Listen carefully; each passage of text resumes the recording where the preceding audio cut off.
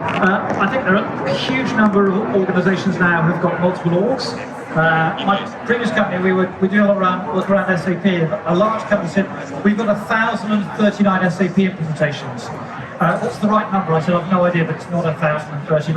I don't think we found any Salesforce orgs that, there are certainly people who've got more orgs than they need, but they're pushing the org merger down the street because it's like, it's high risk, I'm not sure I want to do it, I don't think there's an approach. It could be expensive, even worse is making the wrong decision because it then becomes even more expensive. So what I thought I'd do is get two people on stage who have actually worked their way through what it takes to merge some orgs and have got a strategy and approach. And I thought it'd be interesting to have a conversation with them and hear how they thought about it. And it may not be the way you're going to do it, but I think the important thing is the thought process that they went through in terms of what's the strategy, how do I build a business case, and then ultimately when they've done that, how do they then have to work for people who've got to really do the job, people like Jen in the front row who's actually now going to go and merge those orgs. So I've got on stage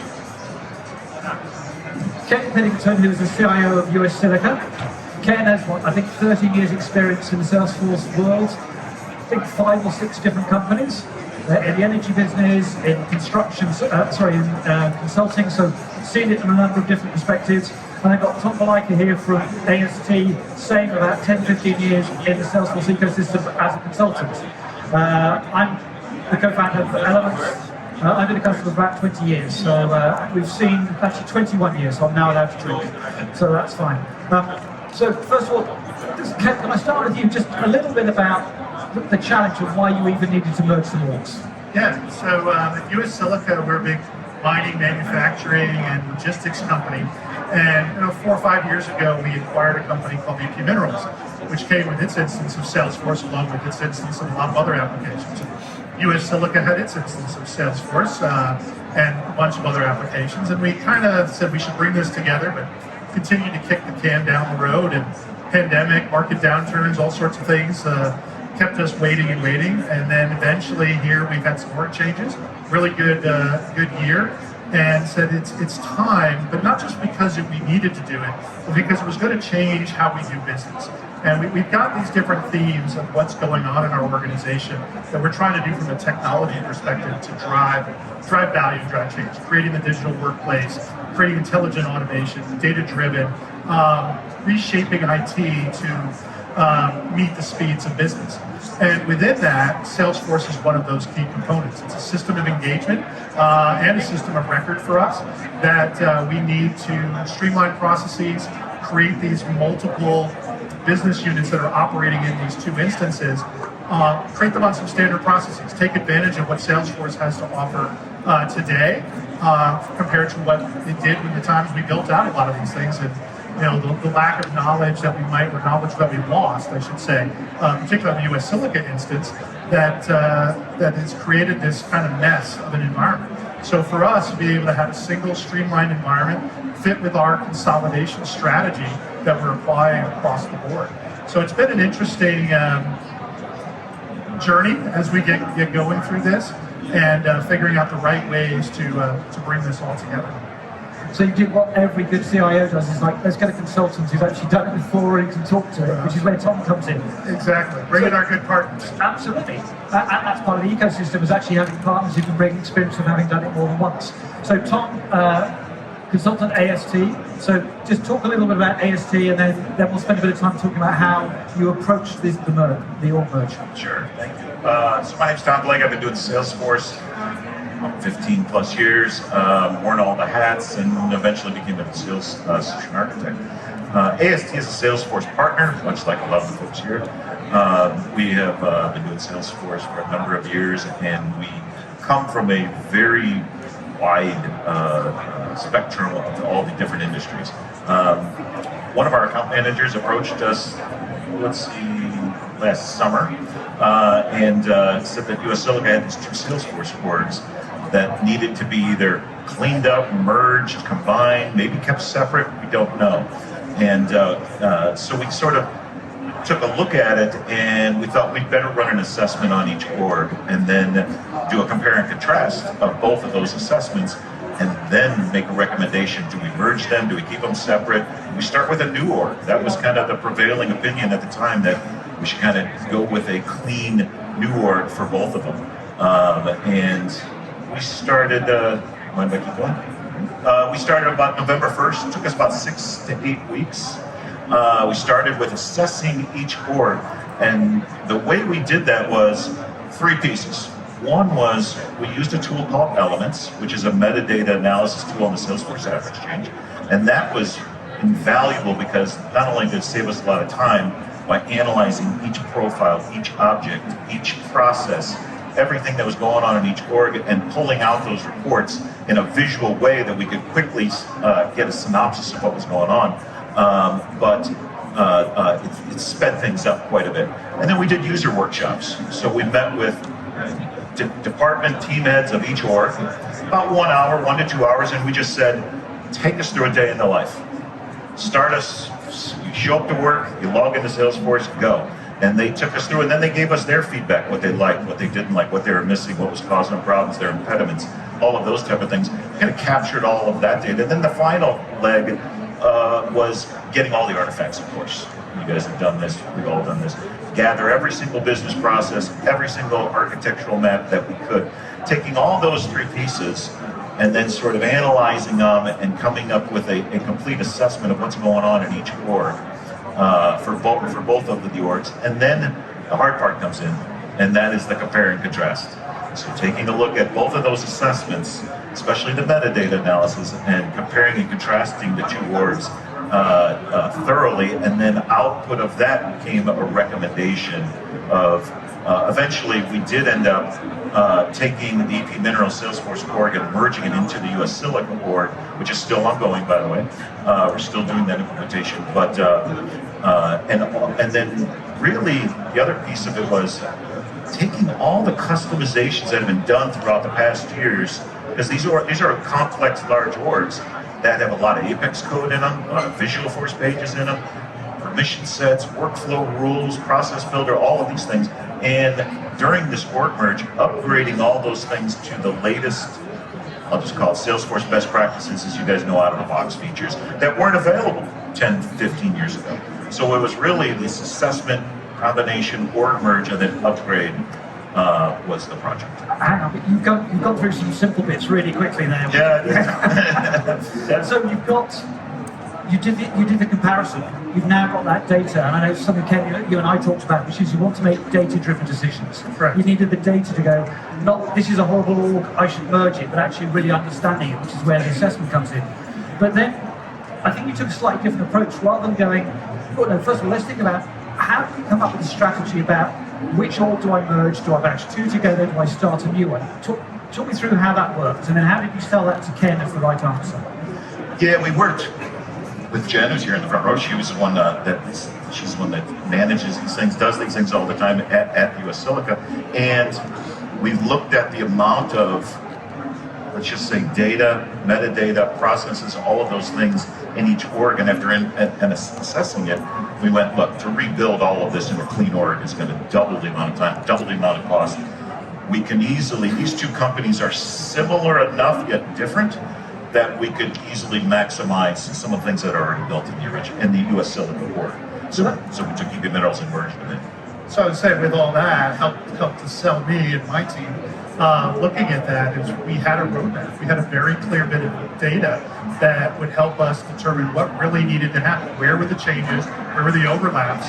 And I will admit, at the beginning, I probably thought, let's take the hand grenade out with a pin, toss it in, blow it up, and let's start over. That was my initial gut reaction. And it wasn't a knock on anything that we had. It was just, let's just start clean and build this from the ground up. And then we saw where we had so many overlaps, where there was a lot of commonality, because we had that data. We now had a very clean roadmap of how to go get it done, where the potential bottlenecks or roadblocks were going to be.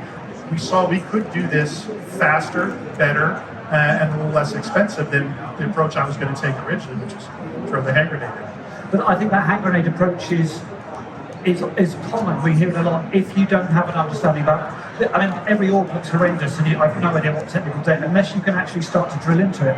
I mean, technical debt's not bad. I mean, so it's a technical debt which you're never going to change is okay. Technical debt, which is stuff that is going to cost us every single time we touch it, maybe that's something you fix with your merge. Now, there's something else you talked about. The strategy was, you said you were then going to clean up the orgs before you started to merge them, which again is not common. Most people go, let's just get these things put together and we'll fix the mess when we get there. And that feels like your mess for less approach. So you said you actually invested time in cleaning up the orgs. Yeah, one of the first steps we did was we took a look at, and again, Elements was critical for this because it gave us the real truth of the data by object, by profile, by everything. And so we could say, hey, look, these fields on these objects haven't been touched, edited, updated in 2 years. Do we really need them on the page layout? No, get rid of them. And so we could go in and clean up the metadata. At the same time, we did the same thing with workflow rules, process builder, profiles, sharing rules, everything, just top to bottom, every single org. And it felt like a scrubbing of each org, which obviously decreased the amount of work that had to go into then when we finally did the merge, right? So we came from a cleaner scope of work at that point, which made it a lot easier. So do you think it's easier? Do you think it's faster? Because it feels like you can spend a lot of time not doing things. So Ken, you've got a lot of pressure from the business going, God, let's change this thing. Yeah, we do have a lot of pressure to get going things, but there's a piece that I believe strongly in when we get to big consolidations or mergers like this, or pretty much any of these large projects, we have to think slowly to figure out the plan and then act fast. We can't act fast without making a lot of mistakes if we didn't think it through up front, understand where the risks are, truly get a good handle on what's going on. I think what we've done in partnership with AST, with the use of Elements, and Jen, as we keep referring to up in the front row, who's our Salesforce guru internally, looking at the group, has done a very good job of that thinking slowly, that planning, which has given me and the rest of the organization a lot more confidence in our ability to move fast and be successful as we go through the finishing up this consolidation. So when you started looking at the orgs, what surprised you? There was a lot of overlap between them. The two companies do a lot of the same things. They sell a lot of the same things. They have a lot of the same processes.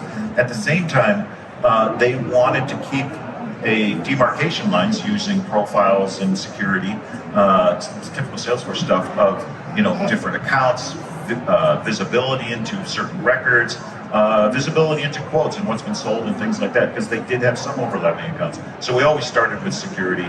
That was a challenge, but to keep everything separate, but at the same time utilize the same processes where we could, as much as we could, because both companies basically do the same things and a lot of the same service, sales, operations, delivery, orders, order management, those type of things were common between the two orgs. So that helped out quite a bit. Yeah, but you say that as a consultant, but I'm sure, Ken, when you're trying to sell the two business units, you use the word which is, you're kind of the same. It tends to get... Yeah, and there were really 4 business units at one point that we consolidated down to, and they both believe they are very different, and they are. And inside what EP Minerals is, combined with the rest of our industrial, there's overlap. There's some overlap in customers, but they are unique, and the product is very unique. The processes don't all have to be. We're still quoting a customer, and dealing with customer service, and how do we send out a comment. There's still a lot of similarities that are in there. We want to be able to streamline and take advantage of standardization wherever we can. So it's optimization of process, so it's actually documentation, getting those processes. So actually sometimes that's quite healthy, just in looking at the process and going, we've got some quick wins just out of looking at how the process works. The other quick win that seems to come out when I talk to a lot of people is, Salesforce obviously is evolving the platform really quickly. Flow is really important, the profile and permission step work that's coming down the line. You've got a chance to incorporate all of those as well. So you're actually making a step change. And I think Ken talked to the beginning of the session about you can now take advantage of everything you're hearing at conferences like this, which you'd never get to if you were stuck in those orgs. Everything that makes sense to deliver the art of the possible for us, that connects to our why and creates the value. Yeah, we're going to go. We're not going to just use technology for technology's sake. It's got to have a value creation, make sense for what we're doing, and fit within our own time frame and timelines of what's the biggest priority items right on through. But I think there's a lot of opportunities once we clean up this foundation of what we have to build on top of. I think the important thing was actually that decision. So you've got the analysis, but then you've got the strategic decision, which is actually saying one of the deliverables was a readout. Not let's just get going, but a readout of this is a strategy. In this case, there's a master org, and then the strategy will clean up, then we start to merge them. And then you'll start to see the benefits coming out of that. But you've now got quite a big change management activity because you're now taking orgs off people, you're changing. So how much of this was going to feel completely different for those organizations, or how much are you trying to make it feel like change hasn't really happened? Well, there's always going to be change. We're never going to get away from that. We've got to manage that the right way. We're going to hope to make it the least amount, but there'll be significant change for people, particularly people who are going to get brand new processes, different from the way they've done them. So, I think for our own change and leadership and change management processes, we'll be able to handle that well. I think we've got some good champions within our Salesforce user community that are excited for this. That'll help make sure that it goes well. Plus, the steps that myself, my team, will be looking to with our partners at AST, and as we keep referencing, Jen leading the charge internally. So, are you still continuing to evolve those orgs, or have you put everything on hold whilst you're doing this merge? We'd like to put everything we can on hold. I'm sure we're fixing a few things here and there, but I'd like to have everything kind of a code freeze here shortly. Good. Okay. So we talked about the whole strategy. Then how did you start to estimate how long the whole process was going to take? Was it? The entire org merge, well, we kind of broke it down into silos, right? We broke it down using Agile, broke it down into epics and sprints, and there was really 4 pieces. One was, as we said, clean up the data. 2 was then upgrade and merge a lot of the processes. So we had hundreds, literally hundreds, of workflow rules that we wanted to convert to flow. Same thing with Process Builder. And so convert and upgrade all of those things after the data was cleaned up. Then, of course, test, right? And make sure, test by user, by profile, by each team, and to make sure everything in flow was working. And then the last piece was we did a data test import of each object, which were obviously slimmed down because we cleaned up and got rid of a lot of things. And test again, lots and lots of testing. And then the final, which we haven't done yet, but the final data migration of all the data and then moving the integrations over, that's forthcoming. So it was kind of a 4-phase, I'll just call it project, 4 sprints more or less. When we're still in the middle of it right now, we're still doing a heck of a lot of testing. So I first said do it faster and cheaper. Yeah, right. You're less for less. What did you use to clean your data? What tool? Yes. We used, it's a great question. We used a number of them. We started with elements to identify what objects, what fields can we get rid of, and then we used everything from starting with data loader, extracting a lot of things. Anything that wasn't used in the last 2 years, basically. Objects, fields, profiles, users, processes, workloads. Obviously, we're in a sandbox environment. And just getting rid of them and then test to make sure that we didn't miss something. Elements was the key, though, the key tool that we could get rid of stuff and then report on it and analyze it. So the title of the topic was de-risking org mergers. This feels like you've got enough data to make decisions. Does it still feel risky, or do you actually feel that your company, you obviously feel confident for the consultant, but for Ken? I feel much more confident in what we're doing today than I did when we first started to talk about it. We brought in AST to go ahead and look at it.